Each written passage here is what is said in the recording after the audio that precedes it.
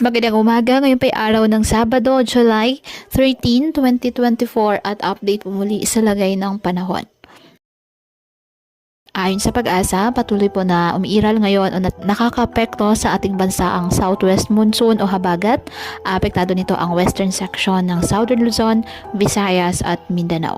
Samantala, patuloy po na minomonitor ang isang sama ng panahon sa labas ng Philippine Area of Responsibility.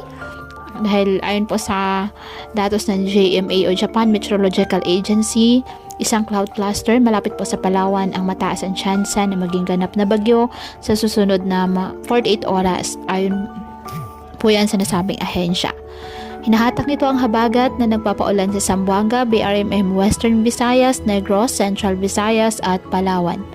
Posible itong tumama sa Vietnam sa araw ng Martes. Ang pangalawang cloud cluster naman ay nasa labas ng PAR ay naasahang papasok sa weekend at posibleng lumapit sa Visayas at Mindanao.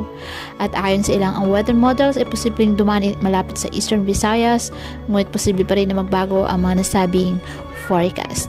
Ayon naman sa Pag-asa, ang mga nasabing sama ng panahon ay nanatili pang isang cloud cluster. Kaya patuloy lamang po na magantabay ng iba pa nating weather updates at sa updates po na ipapalabas ng Pag-asa. Ngayong araw, dahil sa southwest monsoon, nasahan ang maulap na halangitan ay may kalat-kalat na pag-ulan at thunderstorms sa Mindanao, Western Visayas, Central Visayas, Palawan, Occidental Mindoro at Romblon. Ang Metro Manila at nalalabing bahagi ng Mimaropa, Batangas, Cavite at Laguna, bahagyang maulap hanggang sa maulap na halangitan with isolated rain showers or thunderstorms. Apektado din ng mga localized thunderstorms ang nalalabing bahagi ng ating bansa.